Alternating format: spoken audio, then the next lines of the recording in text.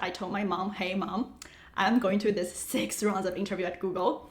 And then she called a temple in China and then ordered 1,000 candles to be lighted up during the time of an interview at Google. And when I saw the photo, I was like, oh my gosh, getting rejected from Google is one of the best things that happened to me. Because now looking backward, I can see that. Hi, welcome back to Ren Talks Design. And in today's episode, I have a very exciting guest, the one and only Aliena Cai. Aliena is a designer turned entrepreneur whose journey is just fascinating. She started her career as a UX designer at eBay, but soon her career took a really bold turn. Her content, which is featured in major university educational programs and also Forbes, has helped countless aspiring designers to bridge the gap between UX design education and real-world practice. So with a thriving design business and a YouTube channel for over 100,000 subscribers, Aliena is here today to share her personal journey, stories, lessons learned, as well as advice for people who want to build their own personal brand or start their own entrepreneurial journey. Thank you so much for coming on the show. I'm so excited that you're here and I can't wait to start the conversation. Thank you for inviting me, Ren. I checked out quite a few of your YouTube videos and they're really lovely. In a lot of them, you mentioned that your goal was to just join big tech. I want to work for Google. That's like my life goals early in your career. You did break into big tech and have a very healthy 6-figure salary.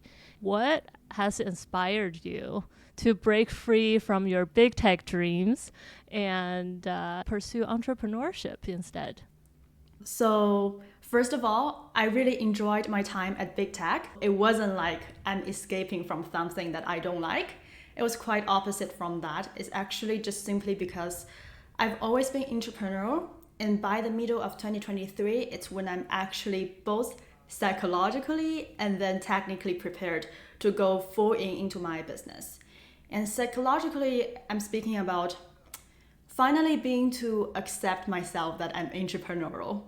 And this is a very interesting thing because for a lot of people, I know you are in the Bay Area. I felt like when I was living in the Bay Area, people around me, they respect entrepreneurs. And if you're someone maybe with a software engineer background and put AI in your company title, you can even attract millions of dollars of investments, right? But that is not the environment that I grew up from.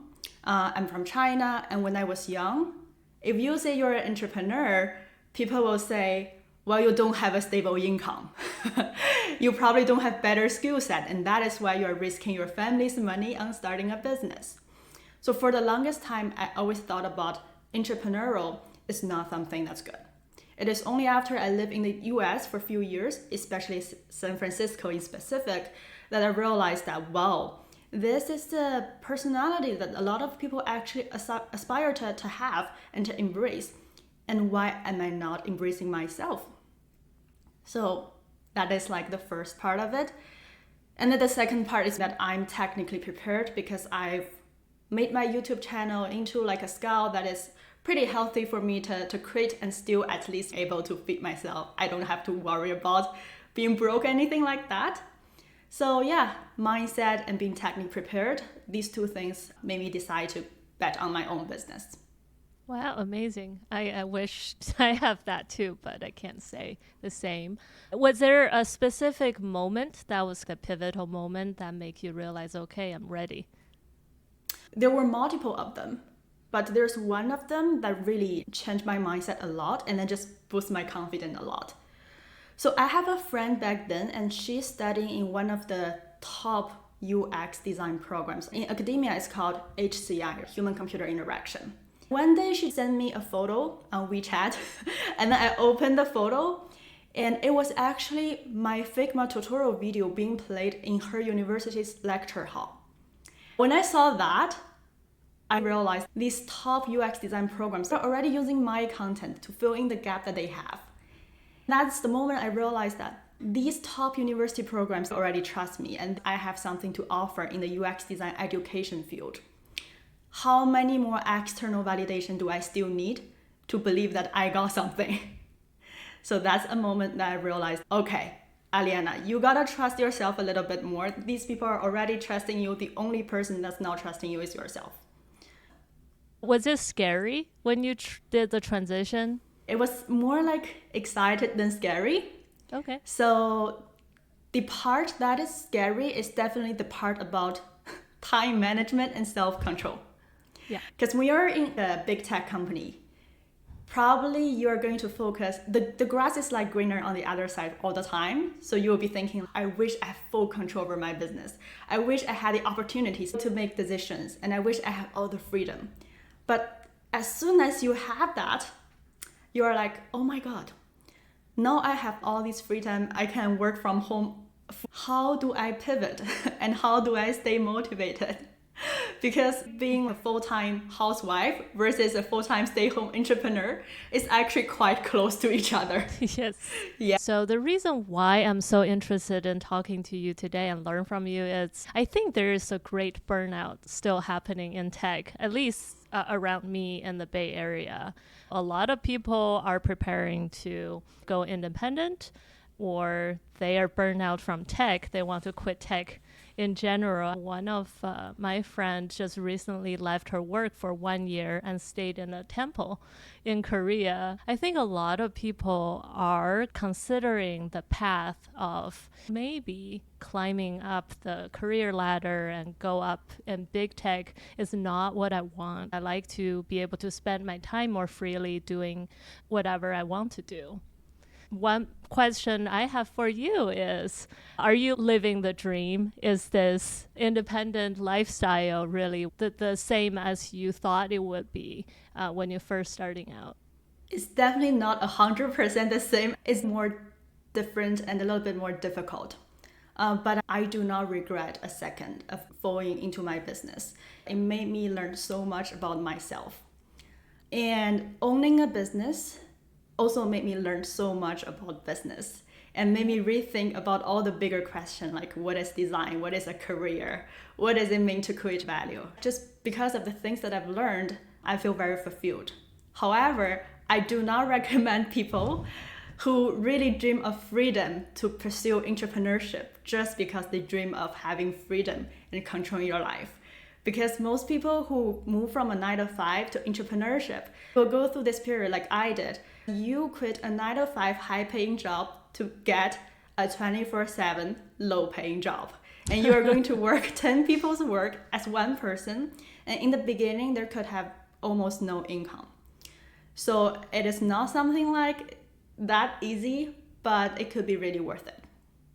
Wow, that's really good here. And I'm so glad that you have built a following before, so you have a safety net. One thing I'm very interested in learning more about is your experience applying for Google.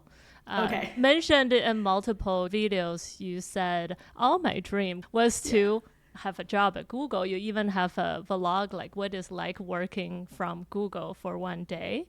Do you mind elaborate a little bit more on your near miss interview experience with Google, and how did that experience shape your approach to your UX career? How is that pushing you to go out and build your own design empire? Oh, absolutely.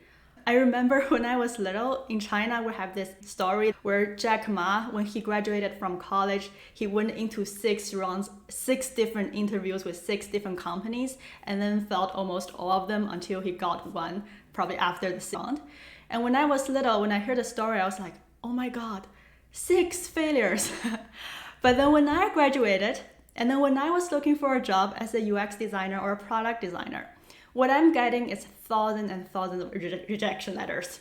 So now looking backward, I'm like, 6 rejections.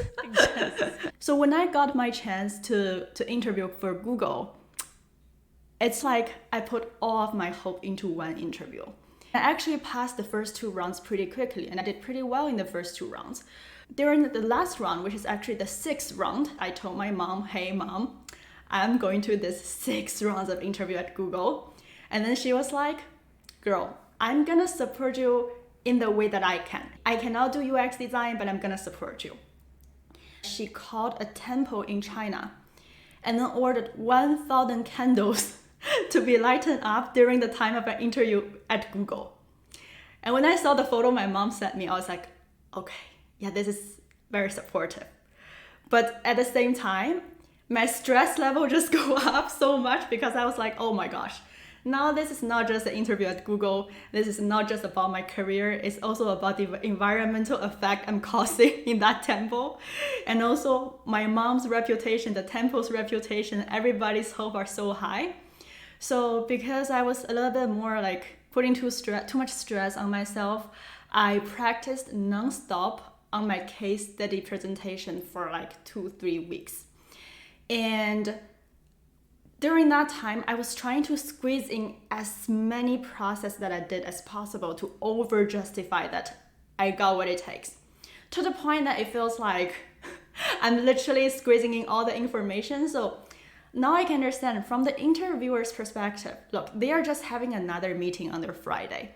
They are not prepared to listen to someone's 3 case studies from top to bottom, every single small steps. I was very desperate. I was doing too much.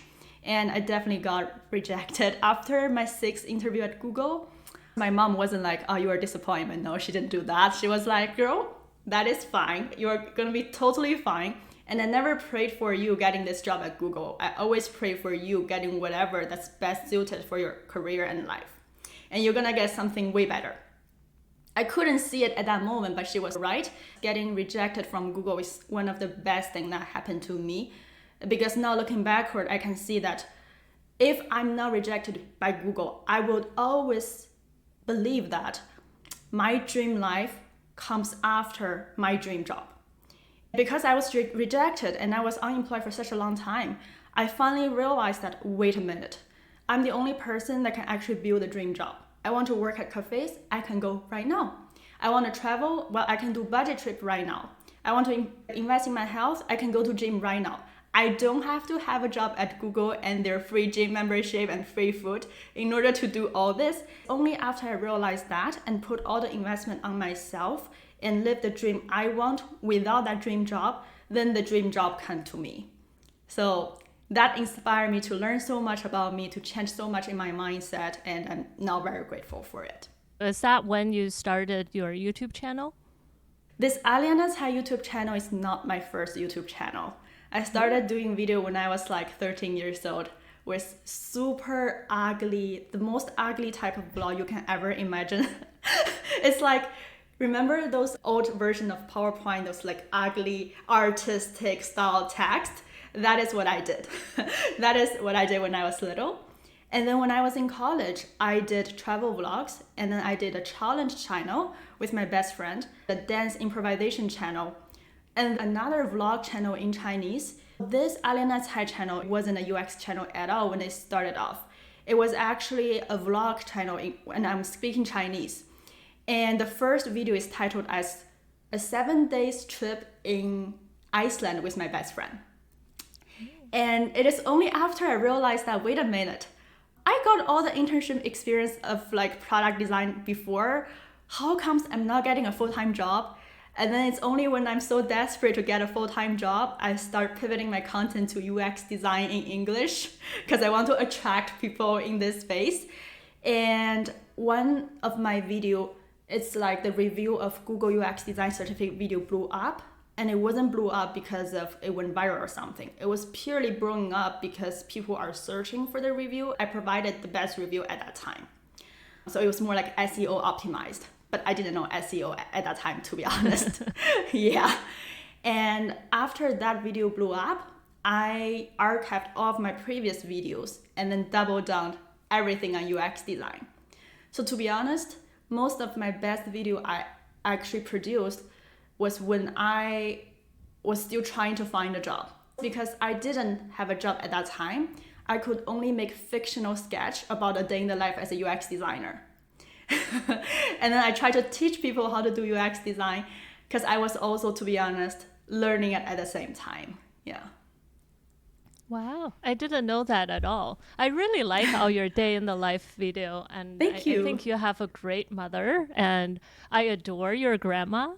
I just find your family dynamic really cute, and I enjoy that. So you decided to build a UX course, FastTrackUX, and that's your first product, your first step in this entrepreneurial journey. You mentioned you noticed gaps between the existing UX education, maybe Google certificate. Let's just mention here, so this video might blow up. Okay, let's do that. There's a gap between existing UX education and what is needed practically in real life. How did you identify these gaps? Having my YouTube channel and looking at people's comments nonstop every day for 2 years, that is a pretty strong primary research, even though I was not like trying to do primary research, but these feedback are real and they're from people all over the world. And that definitely helped me to see the gaps out there. After I became a UX design YouTuber, there are all these courses and bootcamps trying to make me an affiliate of their programs. So they will grant me access to their program, and I will be able to see their program and help them to promote their program. So I know what things are being taught in these programs. Another thing is that there will be some HCI programs, especially master programs around UX design. They will invite me as guest lecturers, or they will invite me as judges to their hackathons, and I will gain access to what they are teaching, what is lacking. Their students would tell me about what they want to learn. So I definitely see there's a huge gap between how design is taught versus how design is done in tech. And knowing that gap, it's not that hard to me. But what is so hard to me is to communicate that this gap exists to people who don't know. Because aspiring UX designers, they don't know what they need to learn, but they will go on YouTube and search for things that they know. So they will search for terms like UX design tutorial, free Figma tutorial, best UI UX design course 2025, right?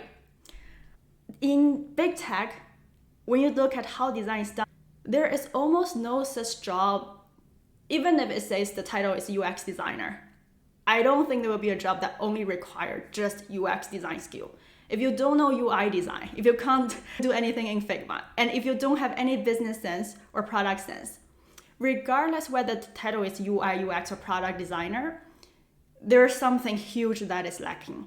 And in order to communicate this, oh, wait a minute. Okay, I know you want to be a UX designer, but you actually can't just learn UX design to do UX designer, because this title or whatever their company want to call their designers. We've been called web designers, we've been called UI designer, UX designers, now product designers in most companies. I know there's growth designers more and more, and I know you were a growth designer before, right? Now you're the head of design, so you know this. But regardless what the title is, UI, UX, product design, none of these can be lost to do good design in big tech. So to communicate gaps like this are so challenging, because there will be so many times that I make a video that I will be like, whoa, if the young Aliena see this video, she will be learning so much. I spent all this effort packaging things that I learned not for free with so much effort. I went through hardship to bring these to you guys for free. How comes no one's watching this? This is gold, guys. Yeah, but now I understand, it's like I really need to think about how to package it in a way so that people will click into this video even if there's the Blackpink video right next to it. It's interesting you accidentally found your niche that you do really well, which is UX and not travel in Iceland. You kind of capitalize on that and use your own experience to add some value, because you did find the gap and then offer that to people. So I think that's something for me to think about going forward, creating content or whatnot. Some of the things that you mentioned, like soft skills or business acumen, is very abstract, but they're very important. I think on your course website, you did mention that you want to bridge this gap and teach aspiring designers how to be better at business. I'm just curious, how do you teach it? Thank you so much for asking this, because I spent a long time thinking about this, but there's no way that I can talk about it. So thank you for giving me this platform. I actually went through a systematic way of learning business when I was in university, because I double majored in business and computer science. I read all those case studies in Harvard Business Reviews, and I passed all the courses, I got good grades and all that. But one thing for sure, I remembered none of the case study that I read.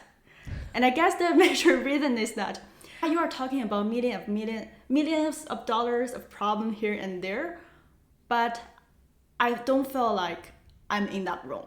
I don't feel like I'm the person making the decision. I feel like I'm just reading a fact of somebody else's history. I don't feel connected at all. What I try to bring to my classroom is that instead of giving them case study as something just to read and solve, why don't I just show them what's happening in the meeting room and bring them into the meeting room? I will literally go to meeting rooms and act like different stakeholders. I will put on my suit and act like this character called Elizabeth Lee. She's always the business person. She's super smart. She's always thinking about business. For example, in the beginning of the episode, you won't see me introducing things like, hello, in today's episode, we're going to learn this and that. You immediately click in, and then Elizabeth is here in the meeting room and then talking to you about things that you probably can never imagine before. And then I will say things on my video, pause the video now and respond to Elizabeth Lee. People get the feeling of what it's like talking to business stakeholders and learning the case study along in this real scenario. And my students really love it because they say that after seeing your course, when I go into actual client project and business, I no longer feel fear. I feel like I've been through this before, and it's, to be honest, a little bit funny. And I got what it takes to handle it. If you want me to put it into like an academia term of what this method is called, the closest I could find is called active learning. And it's proven to be around 55% more effective than passive learning, where you're just taking note, listening from your instructor. But to be honest, I try to bring it one step beyond active learning, because active learning is like you are following a tutorial, you're doing stuff, you are looking at Elizabeth Lee trying to solve this problem. Because I'm acting with all these emotions, you can also feel the emotional level, which is way beyond other level. And my mom also always tell me that people never remember what you really talked about, but they will always remember how they will make them feel. So I try to bring that into my classroom. I am sure that after 2 years, people probably won't remember this case study from this product in Shopify, but they will remember, oh, Elizabeth Lee was talking something like this. I feel similar way now, but I got what it takes to handle this. Wow, that's fascinating. So you actually do active role play and dressed up. Fantastic. That's probably the most interesting course I've ever seen. I really appreciate that your course is very practical. It sounds like you made it kind of fun and original by doing these role play. Now I'm really intrigued. Thank you. From my experience in growth, I know a lot of designers struggles with business. They are struggling understand the business that they're in, and they're struggling communicate their impact using business terms. So it seems like design business are like two very different fields. And so how did you develop all the knowledge to help you actually run a successful personal business? I actually think my UX design knowledge helped me more than my business knowledge. From my UX design knowledge, I understood what it takes to define the right problem, how to iterate fast and cheap. And I think these are the most important things when it comes to developing a product. What is missing is sales skills and outsourcing skills. For sales skills, it comes so unnatural to me. Also because for the longest time, I felt like when people say sales, I think about scams. Most sales are just scams. And I've never had a really good example of salespeople. But now that I read books about sales, there are people saying that selling is actually helping, and that is true. If you are really selling the product, it means you are solving a real problem for some people. But what it takes to practice sales, there's so many little things to it that I could never imagine when I was in startup or bigger companies. These are things like, how do I price my product? How do I pre-sell my product? How do I increase the price? How do I time the market? What tool do I use for an email list? And what do I say in that email so that it doesn't go to the spam folder, which is very hard. what do I do if a lot of people are from developing country and don't have a credit card and they want to use PayPal? How do I use Zapier to create a Zap to bridge this PayPal payment to my course platform and make sure the time has no delay so that when people pay, they directly get invited to the course. People will be like, oh, wait a minute, am I being scammed, right? And then there's the other aspect of now you are selling the product, you are also the customer service. So I remember when I first launched the product, 24/7, I'm looking at my email because anything could go wrong. And I remember the most common mistake that happened were people saying that I spent the money, but I couldn't access your course. And then I spent such a long time digging into what happened. And it turns out they spelled their email wrong. I could see, but I was like, oh my God.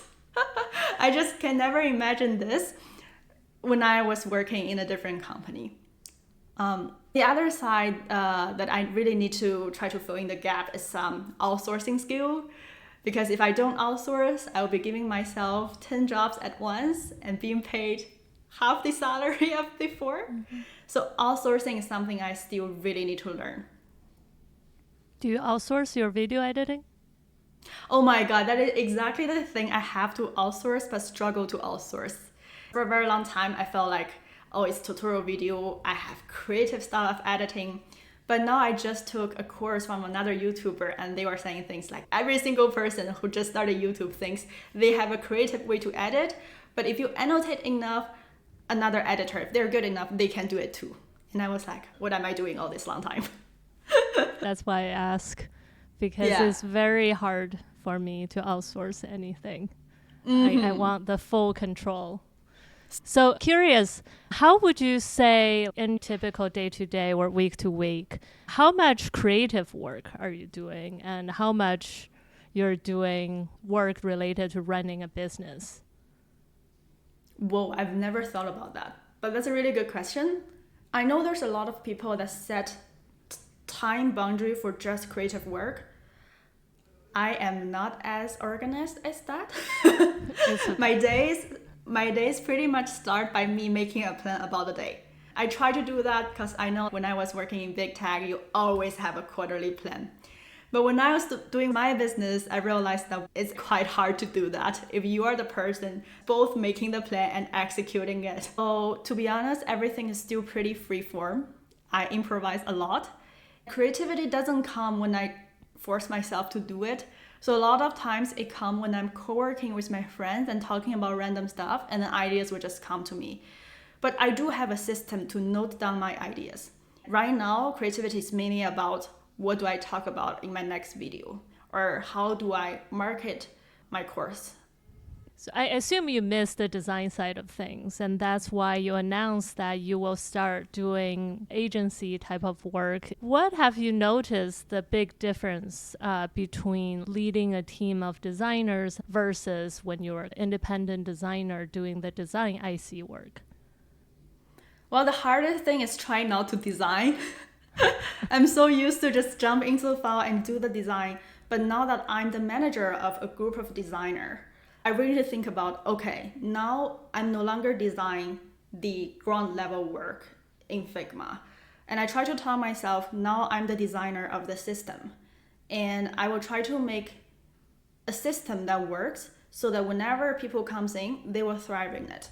So instead of designing in Figma, I think about designing the process of the workflow and the ground rules. I'll set ground rules like, before you start a Figma file, you have to at least interview 3 users. And this really helped us, by the way, because I've seen so many startups spending millions of dollars developing product without talking to customers for much. Another difference will be how to trust. And I feel like the energy it takes to manage people is quite different from the energy it takes to do work. Because when I'm doing work, yes, sometimes it's hard, sometimes it's like, it feels tiring, but at least I have full control of what I'm doing. It's my Figma file, right? But when I outsource to other people, sometimes 5 minutes before a meeting, I might still see a complete blank canvas. And I just need to trust. They are starting a private file and it's in there. Now I understand how to trust, but the first time I wasn't okay. Early on in my career, when I was trying to discuss ideas, bouncing ideas with other designers, I just feel this urge of jumping into their Figma and start moving things. So that's definitely a skill to learn. Now you're kind of a pro. What is your advice that you would give for people who are considering transition into running a business? What are some of the crucial factors that they have to consider before they take the leap? I am prepared for this question. Right? So I love it. definitely read this book. It's called $1 Million Weekend.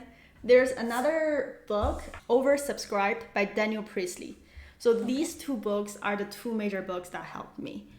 And before you go all in designing and developing a product, try to pre-sell it in a discounted price and see if people will actually buy it with just a landing page. As designers, we understand how to test whether there's a problem experienced by a user. But just because there's a problem doesn't mean they are willing to pay to get the problem solved. And there's a huge difference in it. If they are not willing to pay to get the problem solved, there's no market. And this is such a hard lesson to me. Now I understand how to do it. For those who want to start a business, try to pre-sell your product. The worst case that can happen is that there's not enough people willing to buy it. You just refund everyone the full amount. Nobody lose anything. Yeah, that will be my major suggestion. I'm so excited to hear that. In growth, you test everything. In my startup, we are kind of pre-selling a enterprise product, which is very scary. Totally, and it's such a good strategy. It's just that I've only done it to B2C product, so you guys are the pro in it. Next time we can talk more about that. Yes, well, B2B is hard, so we still test it on individual. Just like take the result with a grain of salt. Anything around getting over the mindset shift or preparing people to take risk, because giving up a career in tech, especially big tech, is hard. See, I've never given up that, so I never thought about myself as giving up my career to pursue entrepreneurship, because I felt like I can always go back. I initially wanted to try entrepreneurship for 3 months, and then I was telling my mom, I'm gonna do this for 3 months, trust me. If things go wrong, I will always go get another job. And my mom was like, girl, at least 3 years, okay? If you want to go into your business, do it for 3 years. Don't do it for 3 months. You can't even wait for an opportunity in 3 months. And I was like, wow, wisdom. Okay, I'll do that. I can always go back in tech in the future. But just that in these 3 years, I'm trying to do anything that I can for my business. Otherwise, I will always regret and think about, what if I start a business, right? Wow, that's actually a really deep comment. There's so much to unpack. I think a lot of people, unlike you, they're like, oh, if I give up my free massages at Google or free gym membership, I'll never go back, like I have a weird 3-year gap on my resume. So there's a lot of negative self-talk. They're like never ready. I think you have a very abundance and confident viewpoint that I can always go back. I can always get a job in big tech if I want. So I think that's one that really stand out. And then 2 is you just have this support network. Exactly. I acknowledge that I am very privileged when it comes to the support network that I got. Not everyone can be like me, just be like, you know what, I'm gonna quit my stable job and go all into my own business.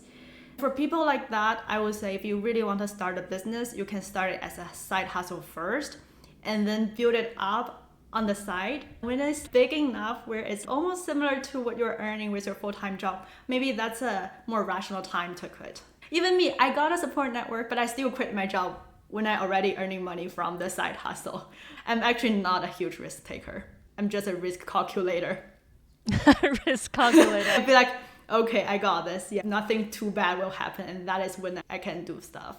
Oh, very nice to hear. I posted a video earlier about this concept called Newport, mentioned in his book, So Good They Can't Ignore You. A lot of people take the leap to follow their passion, but that's actually really dangerous. Like if you have a successful career in marketing and then you become a yoga instructor, that means you're no longer having an advantage. I think Yeah. what you did and kind of your success recipe is that you still kept all your career capital, your experience in big tech, you have the names, you have internship, you have the skills, and then you also have your business acumen. So you kind of combine them together and you build a YouTube following. So you have audience.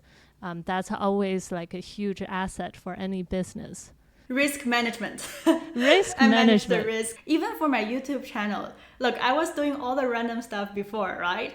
When I double down in my career, the decision is not made purely from what I'm interested in doing or what I like doing. It's also from what the market like about me.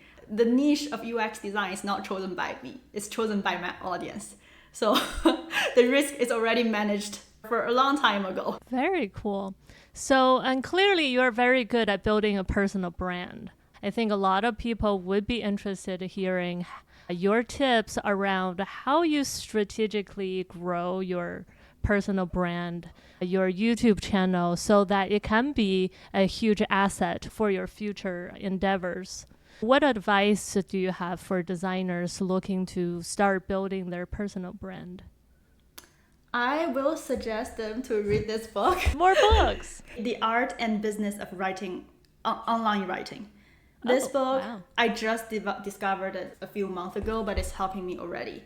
If you want to build a personal brand, realize that personal branding is a separate skill set. That your original expertise matters a lot because that's the foundation of your personal brand. But if you don't have this new personal branding skill set, people still will not discover the content.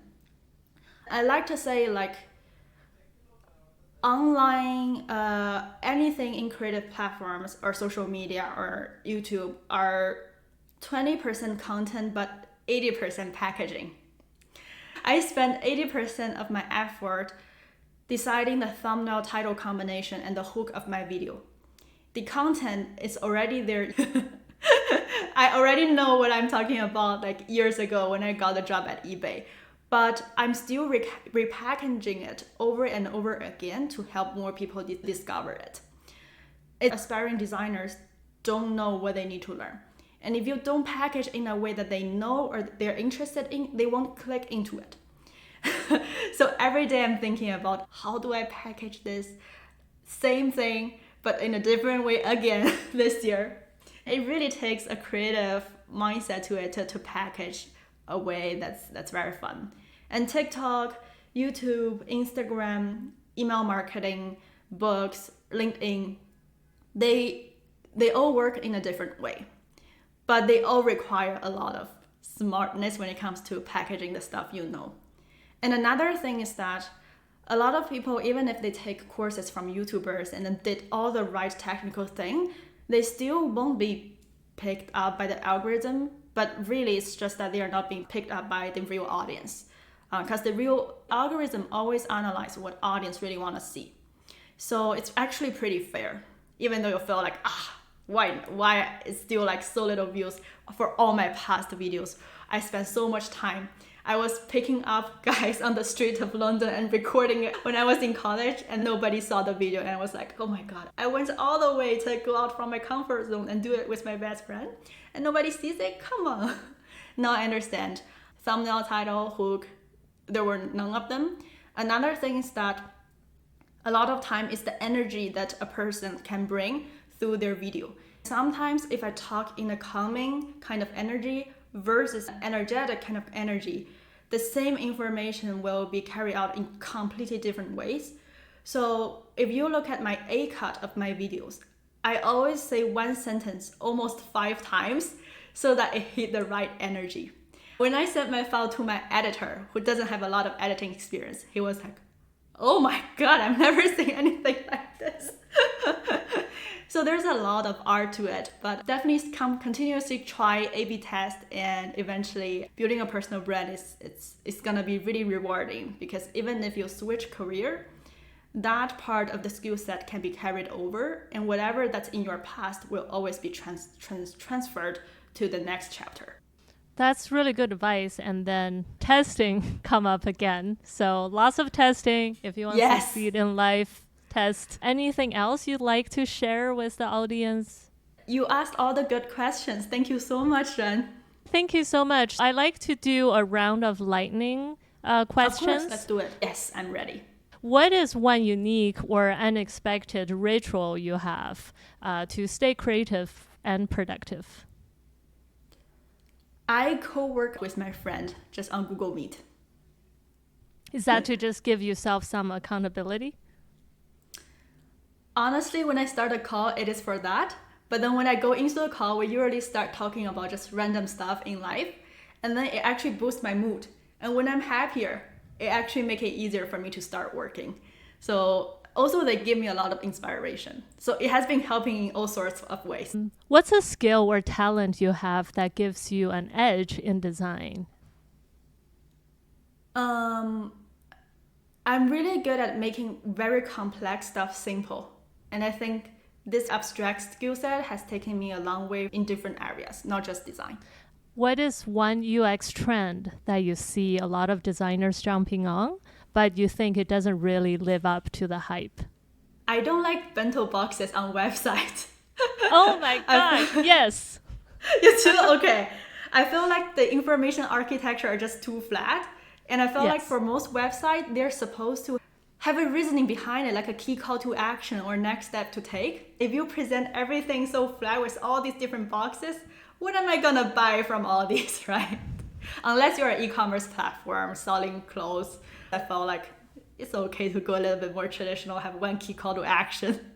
So if you had to choose a completely different career tomorrow, what would it be and why? If money is not a problem, then I will probably be an interior designer when I'm not traveling. And when I'm traveling, I would just be a travel vlogger and then a philanthropist along the line. But if money is part of the consideration, which usually it is, I probably will be a real estate agent. Oh, wow. I like beautiful living spaces and I like creating beautiful living spaces. And I often go on like open house tours on weekend. What is the most memorable advice you've received about design that you keep coming back to? My old manager at eBay said one thing. This is something that I always believe in, but he put it in such a nice sentence. He said, white space is a designer's best friend. I felt like I need to print it on the wall or something. Yeah. Yes. White space is a designer's best friend. Yeah. That's true. Yeah. Because there's a lot of clutter in a lot of designs. When I was working in B2B products, information everywhere. Yeah.